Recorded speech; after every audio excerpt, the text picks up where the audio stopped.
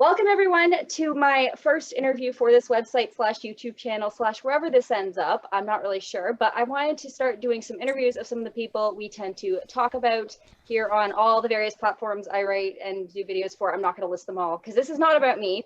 This is about our guest. Our guest is from Team StarKid. He is one of the writers. He's done some acting for them. He's done some directing for them. I'm sure he's done some other stuff for them we're going to talk about. So here is Nick Lang. Hi, how are you doing? Yeah, so Nick Lang's here. So you've been doing StarKid for I think this is like 12 years now. Is the math right? I'm Yeah, sorry, I we think lost a so. year kind of there. So it's Yeah, we kind of did hard to lose a tell. year. That year didn't count. But yeah, 12 years. It's going on 12 years. Yeah. Wow. And you guys started this back at University of Michigan. So can you just briefly give us an overview of the history of StarKid? Obviously not the whole 12 years because we don't want to go that long. Right, There's other right, videos for that. absolutely. It'll But take yeah, 12 years to tell you everything that happened. Well, we started at University of Michigan, like you said. There was a theater program there, a student-run theater program that we used to do shows with. Like we did like a Lord of the Rings parody show and like a Hobbit and things like that. And then one year we did a musical of Harry Potter. And then we were like, oh, we need to give this to the cast because we recorded it and we were like, oh, the cast wants it. So we were too lazy to make DVDs for everybody. So we put it on YouTube and then a bunch of people started watching it and it started to get a little bit of a following. So we said, oh, well, let's keep doing these. And we kept going for 12 years. And we've been doing different musicals and we'll film them. We'll do like a live run of them and then put them on YouTube and sell albums and things like that. And that's what we do at StarKid. yeah, so for a lot of your run so far, it's been parody type stuff. So you've done Harry Potter, you've done Batman, Star Wars, Disney, etc. But Hmm. now in the past few years, you guys were mostly based in Chicago after you finished at University of Michigan, and now you're pretty much based in LA. Yeah. And when you moved to LA, I noticed that that's when the new kind of era started, and it was Yeah. the Hatchetfield series, is what it's called, I believe, right? That's the official Yeah. title. So it's Yeah, just I think HS, so. not HCUH theatrical. It's just called the Yeah. Hatchetfield series. Yeah, I think so. So I want to talk about like first off, like what inspired that, like that whole thing, because did that start as one thing and then it grew, or is it like, okay, we want to do a series or we want to do a horror thing? Because horror felt like the natural progression to me as a StarKid fan. I was waiting for you to do it, but I don't know. I want to know what it felt like for you. Yeah, well, my brother and I, who write a lot of the stuff, we're huge fans of the horror genre. We love horror movies and things like that. So we had been wanting to do something like that for many years. But it's tough sometimes to come up with an idea that you think is good enough or to settle on one idea. Like you said, StarKid did a lot of parody stuff for a while, and then we would do maybe not specifically one franchise parody, but we would do more of like a genre parody. Like we did one called Starship that was like a general sci-fi spoof. And then we wanted to do many horror stories because we were like, we're out of other ideas. All of our ideas now are scary ideas. So we said, let's just turn them all into a series and roll everything kind of together. And that let us get away with doing multiple horror things. So we came up with a bunch of ideas all at once, and we came up with the name of this town called Hatchetfield, and we said we'll make it kind of like an anthology series, and they'll all take place in this one town where crazy stuff happens. So that's where it all came from. So you first did a show called The Guy Who Didn't Like Musicals, and then you did another show called Black Friday. And these Hmm. were both took place in Hatchetfield, but they were two different timelines. So there were some of the same characters and similar situations, but similar dynamics, but different things happened. And then there Yeah. was a third show I know you were planning, but then the pandemic happened, and you're also planning a movie. So like a short film based on something in the first show by popular demand. Was that a plan before it got popular, the Working Boys thing? There's a song called Working Boys in the first musical. Yeah. The guy who didn't like musicals, for most of you who don't know. And that was like, that became like, I feel like every time there's a StarKid show, like there's this thing everyone latches onto, like the favorite moment. And like that was everyone's favorite moment. Everyone's like, that it's got to be the next musical. And then you said it was going to be a short film. So what Yeah. inspired that? Actually, I'm dying to know. Well, Working Boys, which in Guy Who Didn't Like Musicals, it's about a guy who doesn't like musicals, and then the world around him, a meteor hits his town, and people start singing and dancing. So it's like he's now stuck in a musical. And at one point, he meets a crazy, like, mad scientist professor kind of character who knows about invading aliens and things like that. But what he really cares about is musicals, and he has an idea for a musical called Workin' Boys. And Workin' Boys is like a very old joke with me and my friends and I, and it was we were trying to come up with the worst idea for a musical that we could, and we thought of this idea called Workin' Boys that's just about a bunch of old college friends that are they just hang out on a football field for the duration of the show and like sing and reminisce and stuff like that, and they all hate their jobs and they just long for the good old days. And so we thought this is a really bad idea for a musical, but we said, this is the professor. He in the show is writing a musical called Workin' Boys. And then people were like, I'd like to see that. And we were like, it would be bad.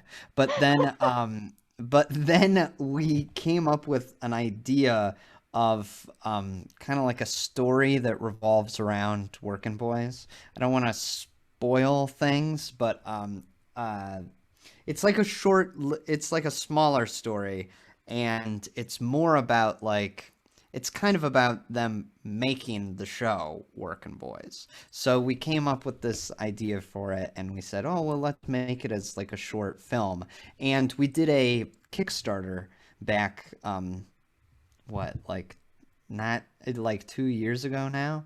It was in It was in 2019. 2019 for the 10th anniversary of StarKid, and all the stuff was going on with that. Like Black Friday was being funded as well as a concert, and Working Boys got announced. Sorry, just Right. filling in the gaps. Right, because we were going like, okay, what are stretch goals that we can have? Because when you're doing one of these Kickstarter campaigns, you go like, okay, we need to give out more things so that, if more money comes in, we can give something out. And we said, oh, well, let's make Working Boys as a little treat for everybody that gives to the Kickstarter. And then we were supposed to make it last year in the summertime of last year, but then the pandemic hit and we couldn't do anything. And like you said, we were supposed to do a musical that was called Nerdy Prudes Must Die. That was actually the first Hatchetfield show that got made up, but we just haven't gotten around to it yet. And we had to cancel everything because we can't do live theater and we can't there to make a little movie or anything like that. So we'll see what happens. Maybe So you this did year. end I up don't know. doing some stuff, which we'll get to Yeah. in a moment, but I did want to ask a couple of things. First off, you said Nightmare Time, which I know you said before was the first Hatchetfield show planned out. What made you decide to do the Hatchetfield shows in the order you did? Right. So first we made up Nerdy Prudes Must Die. That's where the name Hatchetfield originated in that show.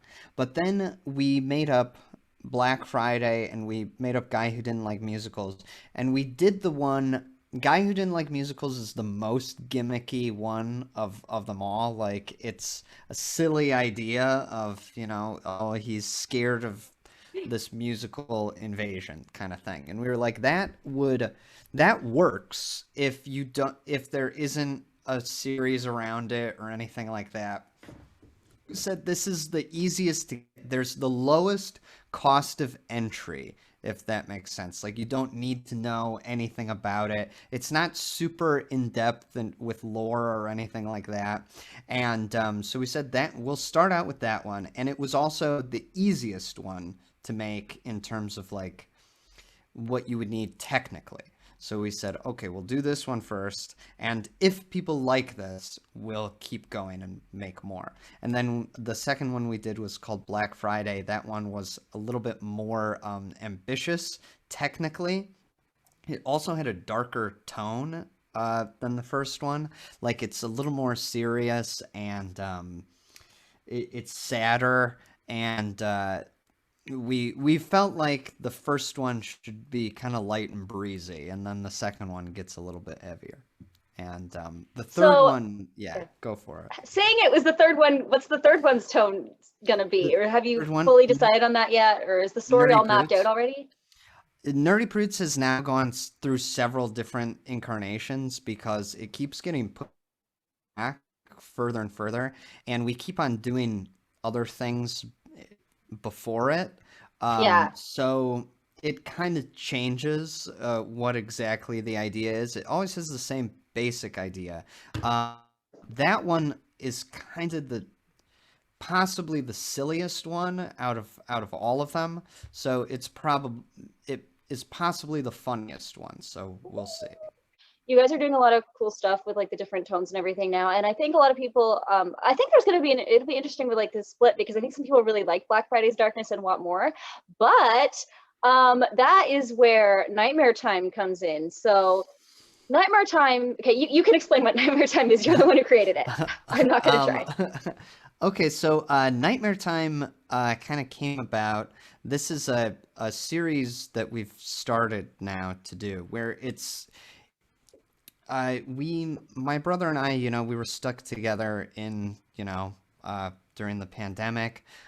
We're actually in Kansas right now. Like I live in Los Angeles, but I came out to Kansas before the pandemic started because my brother and I were going to work on writing, and I was like, "Oh, I'll be there for like a month."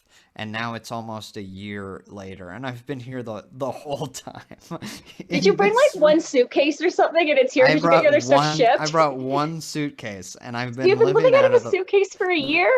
Yeah, uh-huh, yeah, it Wow. sucks. It sucks. Wow. But, we don't have to go anywhere this year, No, so like that's good. I um, mean, like there's grocery stores and stuff around, I'm sure. yeah. I mean, I've never been to Kansas. I assume there's all that stuff. Yes, Um, they do have grocery stores here. Um, okay. I don't know. I don't know what's closed. I don't know how lockdown is or whatever levels of restrictions. There's lots of places all around the world. They're all kind of operating differently. So I don't know. We don't yeah. need to get into that. This isn't the um 'Cause you're I'm in up in Canada. I'm like in the Canada. lower part of Canada, like the lowest part of Canada you can be. I'm in southern Ontario. Oh, great. So yeah, so Um, yeah, the so nightmares. anyway, yeah, so we were stuck together with lockdown, and we started coming up with little story ideas, and we were like, oh, because we made up this Working Boys short, right? Made up this like little Yeah. short film, and then we were like started making up more of them, and we were like, oh well, let's do this short film about this character, and let's do this short about this character, and we started to come up with a ton of these stories, and we said, oh well, during the pandemic when we can't we can't do a live show or anything like that. Let's do some kind of reading where we can still give people that like StarKid and like Hatchetfield, we can still do something for them and make a new content and keep the momentum of the story going forward a little bit. And so just came up with a ton of different stories, and we wrote a bunch of them, and then we had a collection that we liked, and we said, oh well, let's read them. And we were like, we'll call it Nightmare Time, because in one of our songs from Guy Who Didn't Like Musicals, there's this part where this character says, look what happens, nightmare time. And we thought Nightmare Time is a good name for like a series, an anthology series. So Nightmare Time is like a horror anthology series that takes place in Hatchetfield, where we do these stories that are all about, they're little under an hour for every story, and we'll do like these episodes that have two stories each episode, and we'll just read them. And we have music for each one because we're kind of like a musical people. So we will have a song, at least one song attached to every story, and we kind of edit them together in like these video things. So it's kind of like this hybrid series of like half a reading part, these pre-recorded music videos that we play, and it's some fun. Yeah. So you did season 1 back around Halloween, which was perfect timing. Yeah, It made, I think it was like, it was got a lot of traction. I mean, it would have any time of the year, I think, but I think with Halloween and getting people hyped up for that, people would be, you were selling tickets for them, so they'd be more willing to pay for that at that time of right. year. So you put one episode publicly out already, and you've said the other two are going to be public. So when are those going to be coming out? Because you can't purchase them anymore. Like they were for a limited amount of time only, and they've been gone for like 2 months now. So when are those coming out on, I Right. guess, the StarKid YouTube channel, I would guess? Yes, they'll be released on the YouTube channel.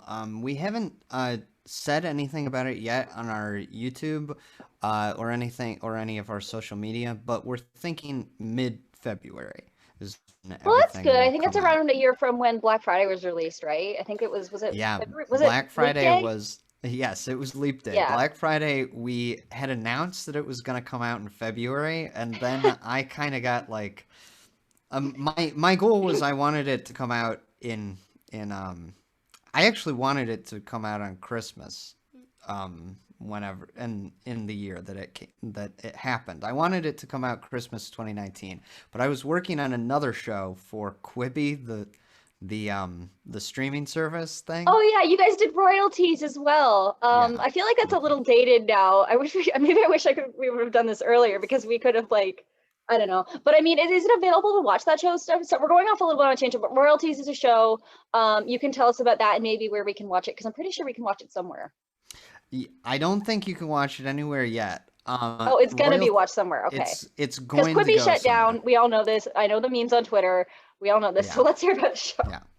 Yeah, Royalties is a show that Darren Chris, who is our longtime collaborator, he came up with this idea of these two songwriters that like write these pop songs. And so it's a show about them, like these two people that are so close to, the fame of like a pop sensation kind of thing, but no one knows who writes the pop songs. Yeah.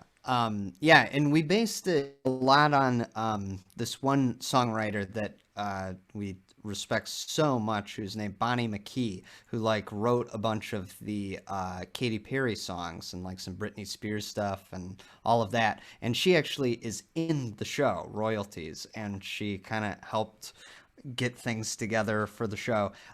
So we did that. We did that for Quibi, and that kind of came in and really threw off my whole schedule for when I wanted Black Friday to come out. So Black Friday, we said it was going to come out in February, and Royalties went over schedule. And so we released it on at the last possible minute of, of February. I feel like So that it happens came a out lot on with Leap Day. StarKid shows, technical difficulties and such. But Yeah, we you genuinely get to like, I mean, with upload and stuff, but like, you get to the point where it's like still like technically when you said it was going to be. So it's like you didn't there you lie. go. You still lived up to what you said you were going to do. And usually you guys surpass it in other ways anyway. So like, I mean, There you your go. fans don't mind that much, I'm sure. Yeah. Oh, good, good. We're Yeah. lucky.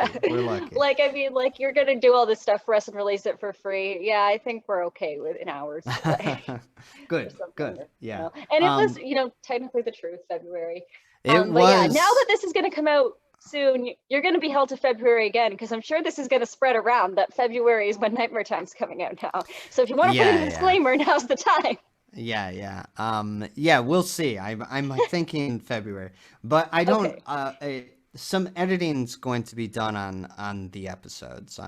Because when we did Nightmare Time, kind of how we did it was we did them all live. They were all Yeah. live readings, and we would play. You can't really do a song live with different instruments and people singing because there's like a lot of timing gets messed up, like the internet. If You one did have, I person, think his name's Matt doing the music live, right? He was we playing along, we and I was really impressed by that even. I'm like, how can that like match up? It matches up so well. he's just so good. And like we were listening as he was doing it, trying to go off his vibe. He's just like essentially improvising all the music as it's happening. So he was fantastic. But we were like, we can't really pull off these songs in a satisfying way, so we pre-recorded all the songs and turned them into like these fun music video things. But when we did them live, uh, it lagged a little bit because it was going through computers and through the internet and stuff Oh, like that. So when we released them, the episodes on YouTube, because it's not live, we will be able to edit in the actual versions instead of the actual versions of the videos we made rather than putting up laggy versions, if that makes sense. how much how do you deal with the fan demands? And have you ever put in anything because fans suggested it, or have you ever been inspired by fans to do something in particular? Or is it more like, is it mostly coincidences? I'm just wondering if you can think of any examples of that.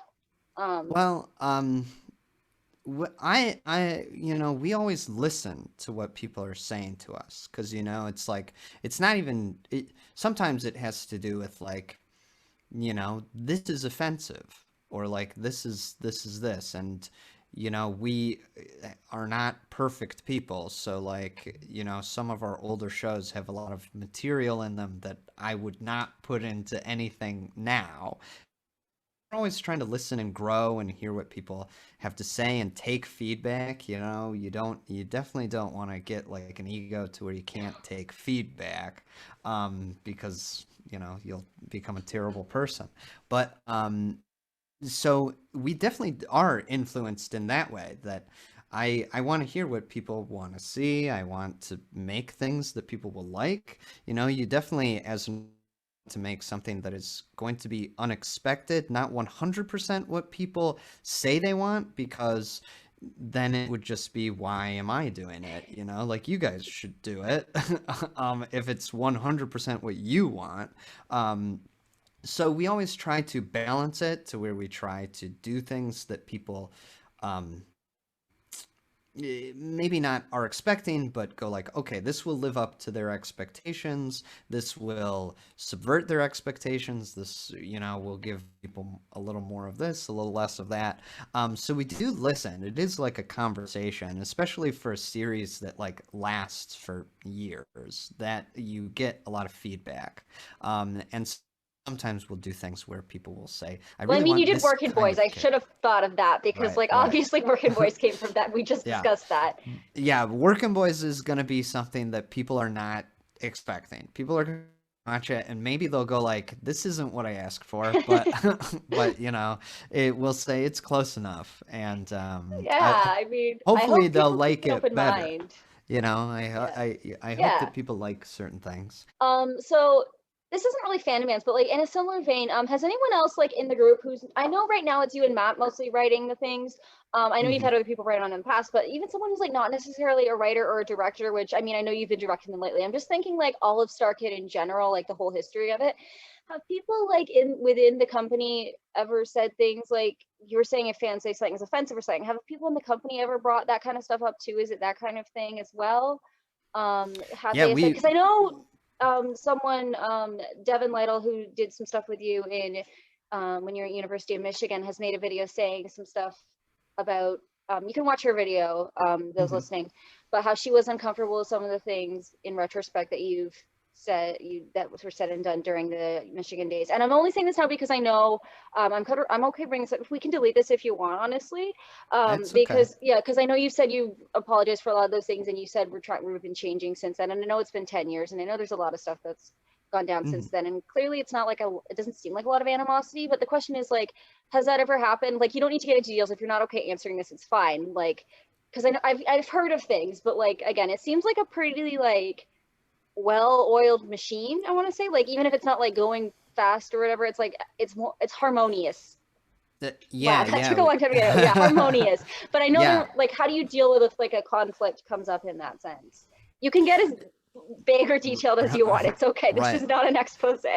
Right. like anything, like with any group of people, there's always conflict going into certain projects. So it's not like we're always completely harmonious, but we always try to listen to what everyone has to say. And if somebody has a concern, we try to listen to it, and we all try to communicate. Usually problems come from not listening and not communicating and things like that. So if anyone involved in projects ever has any kind of uh, problems with content, and and we talk about it, we go, oh well.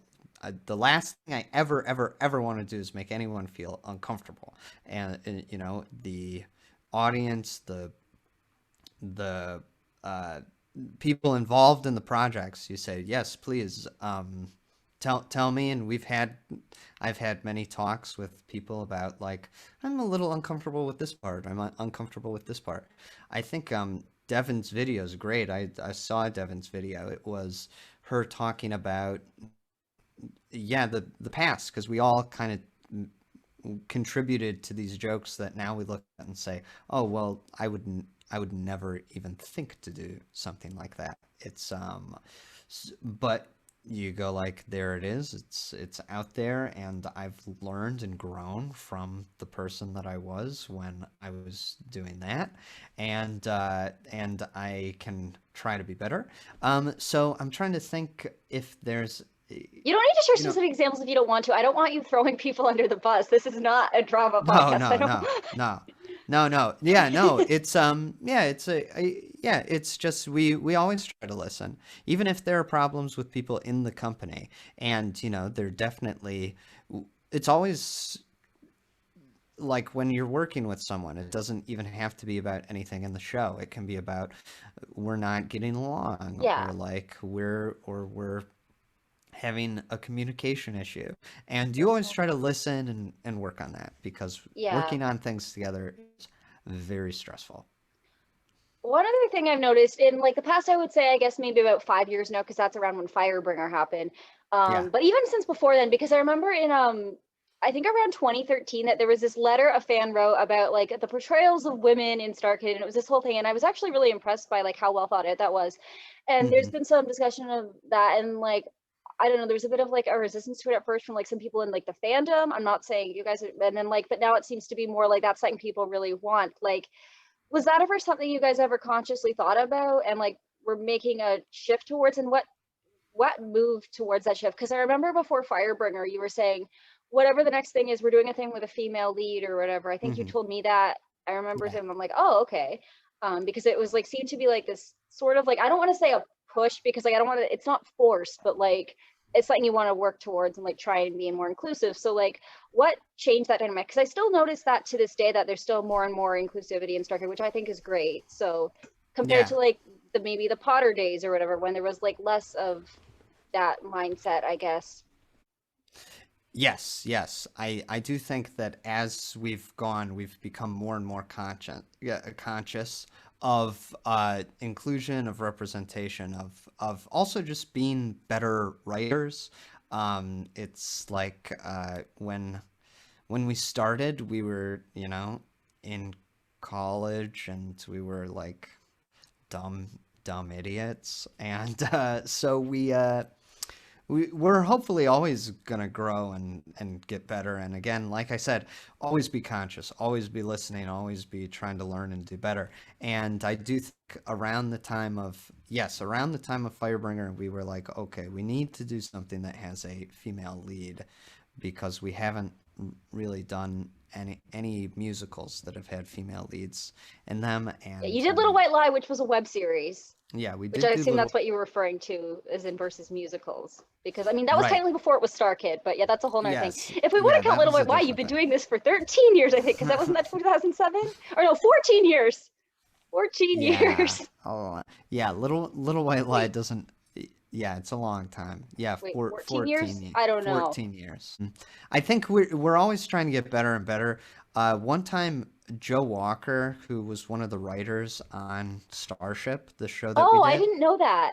Yeah, yeah, Yeah. he was one of the writers, and his stepmother came to see Starship, and afterwards he was like, "What did you think?"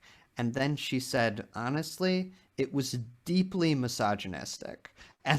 And Did then she we went, elaborate at all? Because like I've seen Starship several times. I don't see how it's really like deeply misogynistic. If anything, I would consider maybe some other StarKid stuff more, not really even that misogynistic, but more so than Starship. yeah. Like, I mean, I don't know how Well, many shows she's seen, but yeah, I don't know if she'd seen anything else, but we watched it and we went, okay. And we looked at it and we said, I see exactly what you're talking about. And it was an eye-opening experience oh because you go like, oh wait, this is yeah, we can definitely do a lot better than this. yeah. And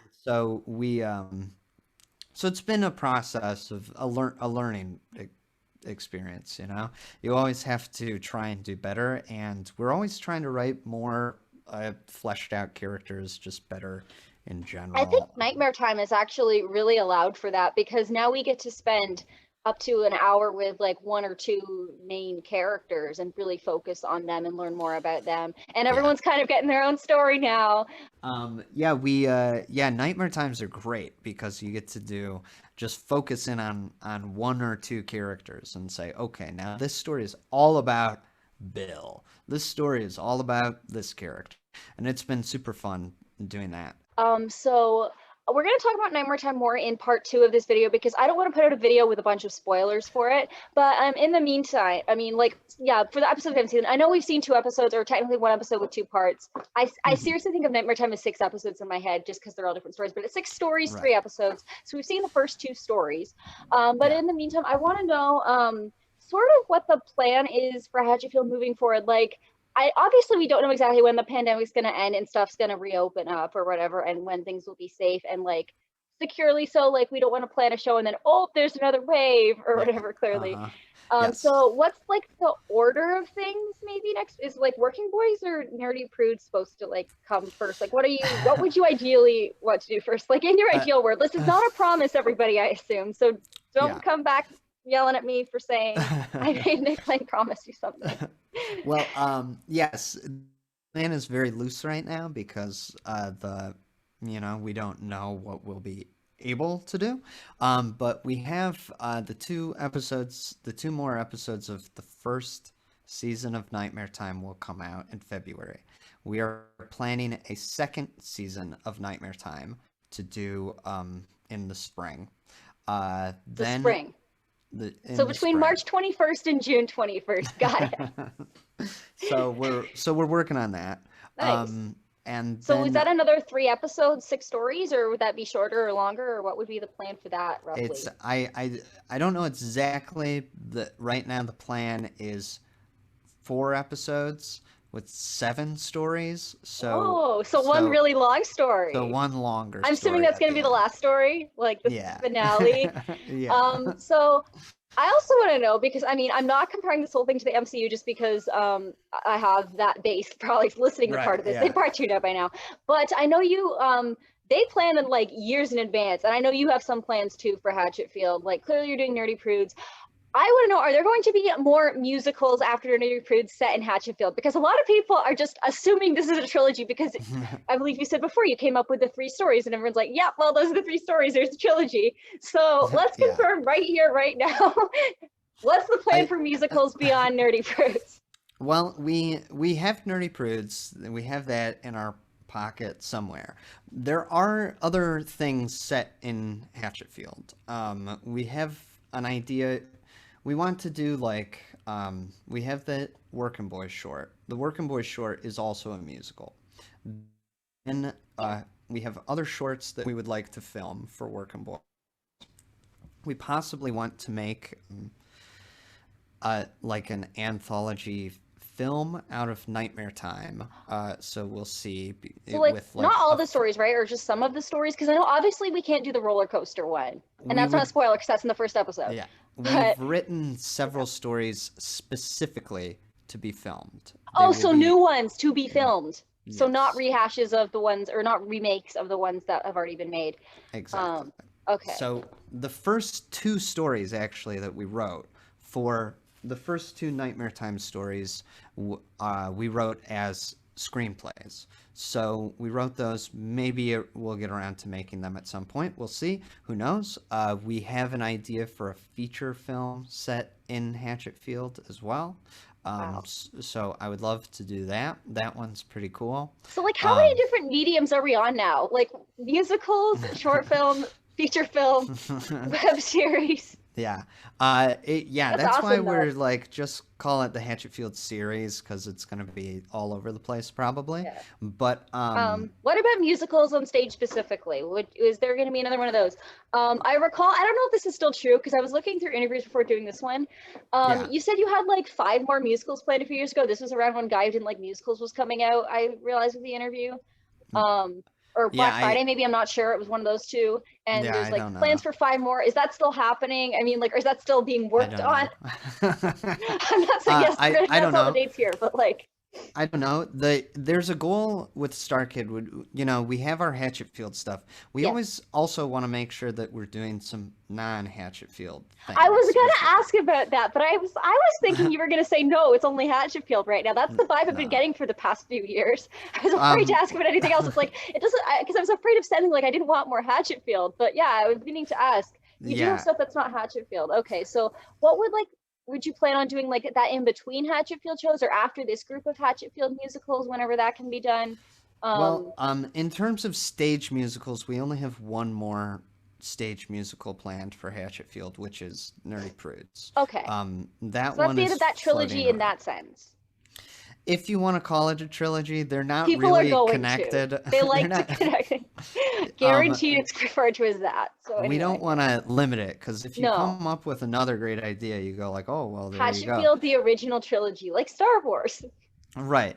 It's not like Nerdy Prudes is going to round off the story and say like, oh, all the loose ends are tied up or anything like People have been that. expecting that too. So glad you said that. So we can Right. like be like, he never Right. said to. We can refer it back here. That's Yeah, my goal there with this. Like, let's get all the information here so I can be like, here's where it was said that this yeah. was not, this has been clarified. Because there's lots of misconceptions that go around the internet. Yeah, I've seen people talking about the third And I'm one like, don't get that too excited. They're not going to answer everything yet. So yeah, would the feature film be the plan for you? I know you've said you have the finale in mind. Would that be the that's feature not film? even the end. No, that's not Really? even the end. No. What The format are you planning for the end? Are you doing I have no idea. like yeah, you know what the end is, but you don't know what format you would want to do? Yes, we know what happens at the end, but I Yeah. don't know how it would ever happen. We're not trying to limit ourselves with that because when we did our third Harry Potter show, it has an incredibly definitive end. You go like the end, no more. And It was all about ending. That's what the yes, whole show was. It's like this is the end, you guys. Like that's pretty much right. being said through the whole show. This So is yeah. the last one, and we did it, and we're like, that's it. We'll never do another Harry Potter one. Except for And you did some like the Ghostbusters thing yes, we and did the Christmas one. a little short thing Yeah, that we but did. not like another musical. No, no. But since then, we were like, we could have stretched that out longer. Why'd we make such a definitive end on? You You covered know, all the books. there were certain things that we never got around to that were cool, like the Gringotts and things like things that we elements from the books that we never What got was to. your treatment of Gringotts gonna be? That sounds really like I don't know. I don't know. We did just you have never any do you did have any it. ideas of anything that you could have done that you would have wanted to do? If you were to like With either revamp the those show or ones. add it or like for Potter or do another project for Potter? Not that it's gonna happen, but like We'll I feel like I have to make we'll disclaimers every time I ask a question. But yeah, we'll never do another Harry Potter thing.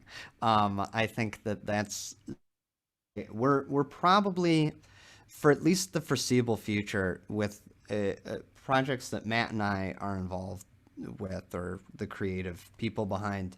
We'll probably not do any more like parody things. okay.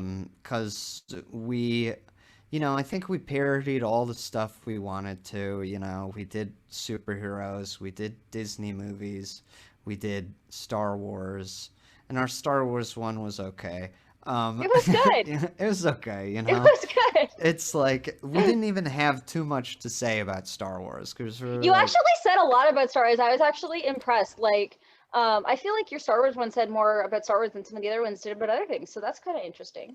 Not that you There not. you I mean, go. I'm not going to do disclaimer. You know what I mean. I'm sick of doing these disclaimers. Do them in all my articles too, because Yeah. people get mad anyway.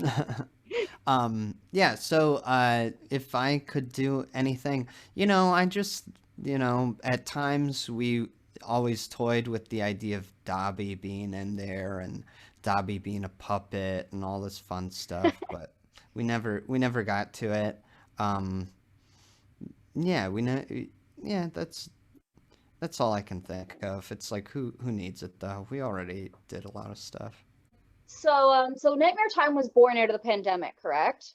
Yes. Yeah. Were any of those stories in Nightmare Time? You can say if they're from season one and they haven't been released yet, you can say the title of the episode, I guess, because those are public, I suppose. Yes.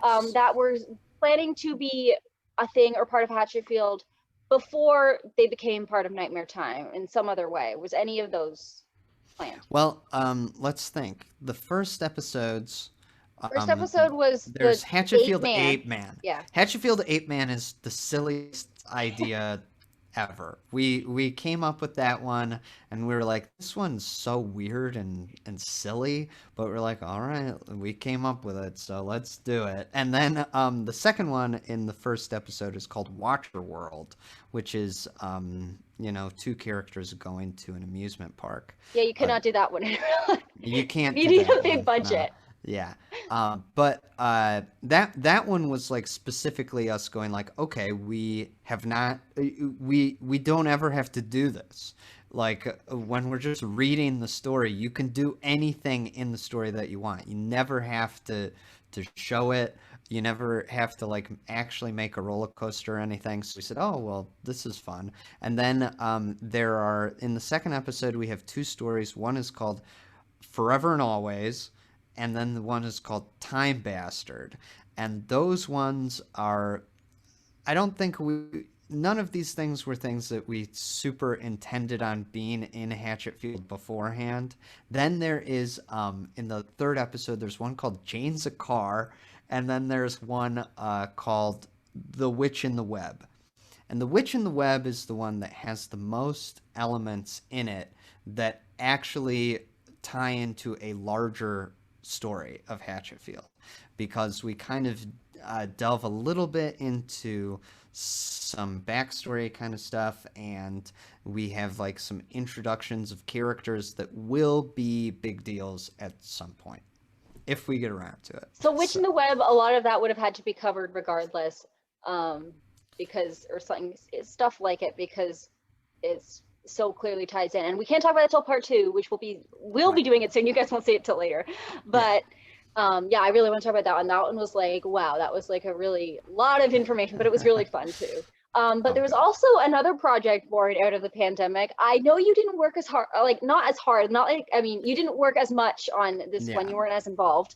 hmm But I want to know if you know anything of like the backstory of how this was created or anything. It was called VHS Christmas Carol. And it's right, like a live slash recorded adaptation of a Christmas Carol that a bunch of people in StarKid did. And there's musical and it was songs. And it was like yeah, 40 minutes long. And they had it for rent on the StarKid website. It's down now. Maybe it'll come back next Christmas. I don't know. yeah, But maybe, it's not there. And it's supposedly never coming to YouTube. So sorry to bum yeah, everybody. Hopefully it'll come back next Christmas. sorry. But I did want to know how much you knew about the production of that.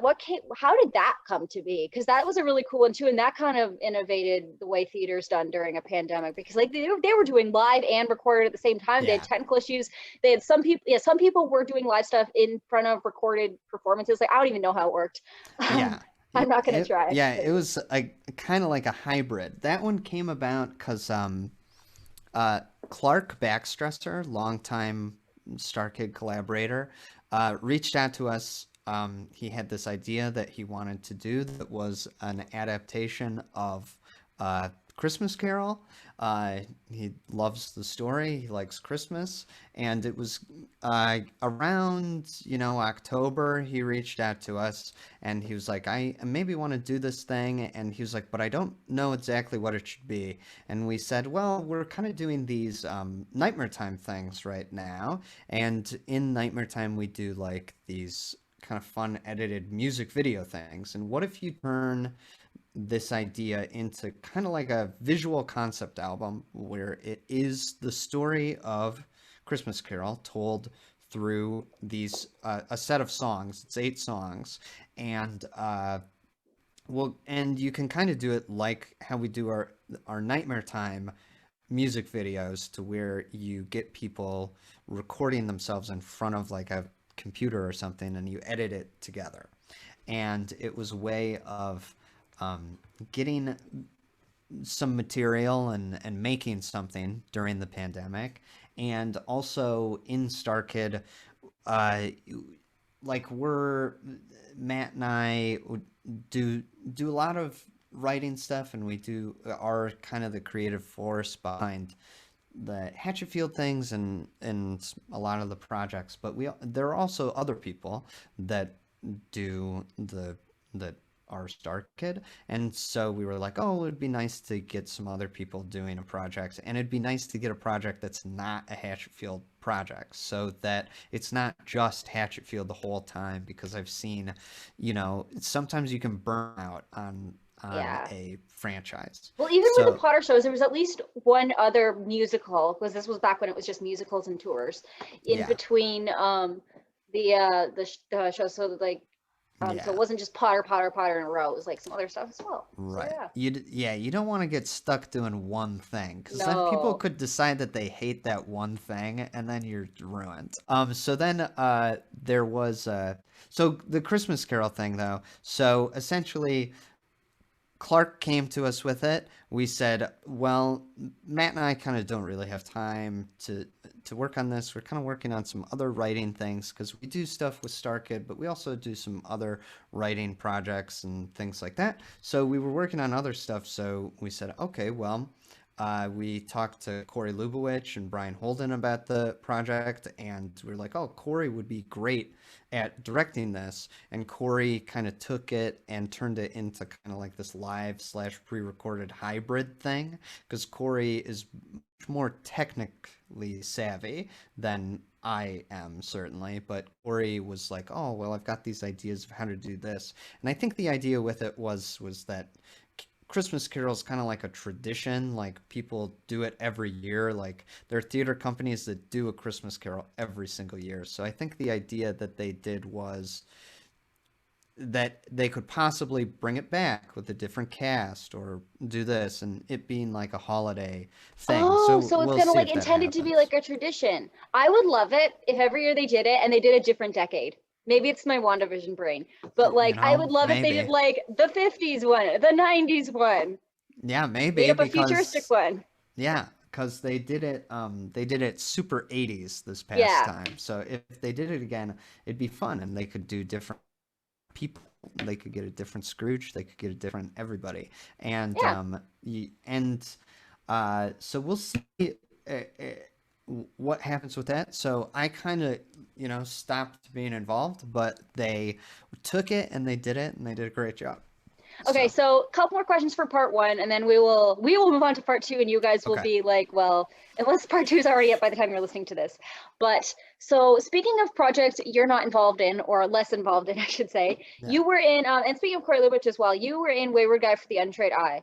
Hmm. Wayward Guy for the Untrained Eye. So Yeah. that was a web series. So do you want to talk?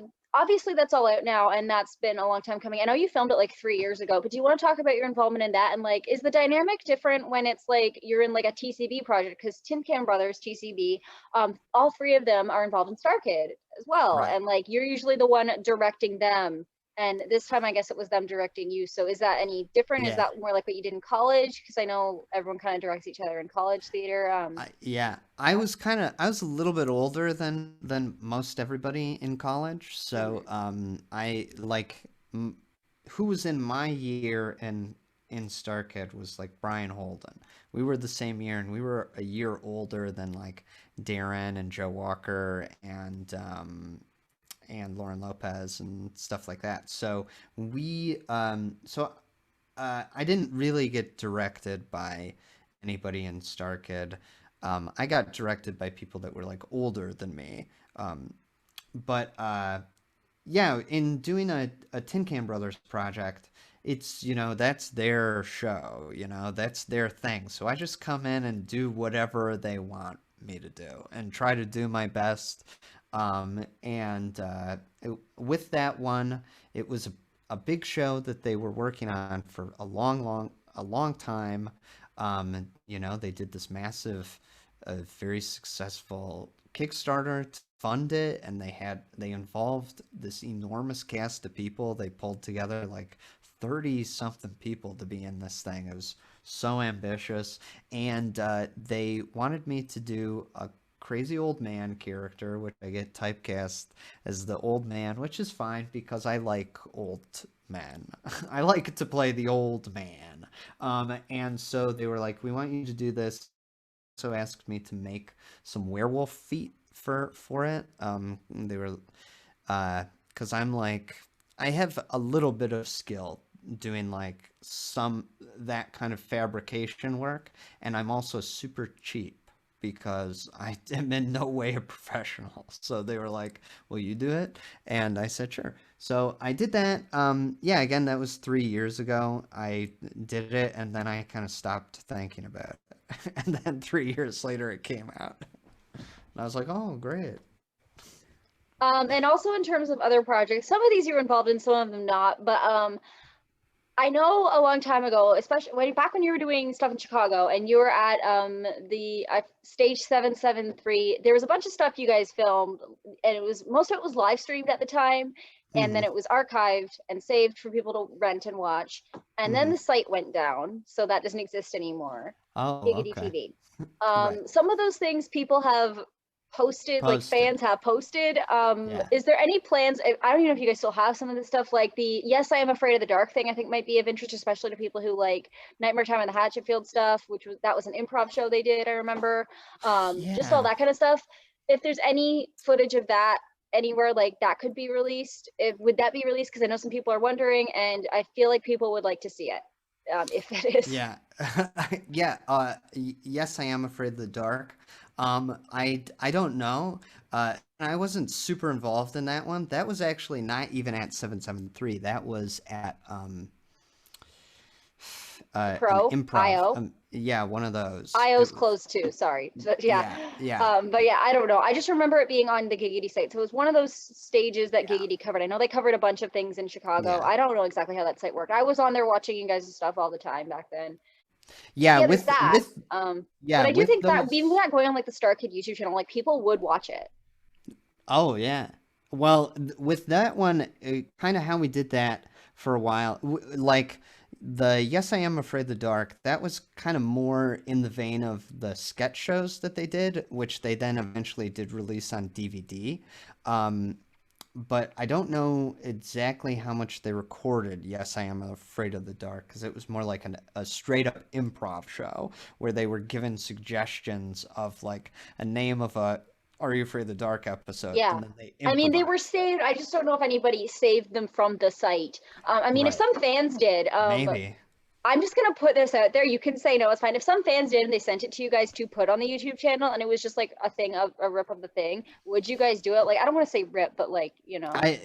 Yeah, I don't know. Maybe. Fans, It's if not you're really up to listening, me. get in touch with these guys and put it out there so people can have content. I don't know. I should not be saying this on an interview. I just wanted to know because I've seen people mention it and like looking for this thing, and it's like, yeah, we don't know where it is. So Right. Yeah, there's like so I much good also don't content. know.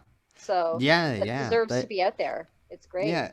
I Um, know that a lot of those shows that we did during something called the StarKid Summer Season, yes, that's what I was which were referring those to. things that were then on Giggity, kind of that was more us giving people a space and saying, you guys are kind of doing this, and we like took submissions from people that we knew, and That kind stuff of was so cool. Yeah, there was like so much different stuff, and it was like different people, and I was glad to see some people get to show off those things. It was yeah, we different. wanted to, because we know a lot of talented people, so we wanted to give them an opportunity to do some things. And it's like when you're doing theater, it is expensive because you have to rent a space and all of that. And we were renting this space anyway, and we weren't using it on certain nights and weren't using it at certain times. So we said, oh, well, let's just open it up to people and give people an opportunity to come in and do their thing. Hmm. And, it's like, I'd love to do more of that kind of thing in the future. Like stage 773, where we did that was in Chicago. You can do that kind of thing because Yeah, it's depends on the specific space that you are renting. yeah, Like with totally. that, our contract was that we had complete access to the space at all times, for the 2 months that we had the theater or whatever. But in Los Angeles, where we've been doing our plays recently, it's much more. They're much more economical with how they rent things out. So they will rent you the space for a certain time slot, and then other than that, you don't have the space. So it's like when we did Black Friday, we had we had a theater that we got to keep, and keep our set in there. But I think they would use the space for other things during the day. Same thing with Guy Who Didn't Like Musicals. Like some classes and things would happen in the space, so it was a different kind of thing because Well, yeah, like all the venues around the country are different. I'm not in the yeah, US, but like I know it's like the US is like it's so big. It's like there's all these things that would be like if it was Europe, everything would be its own country, like all the states yeah, kind of.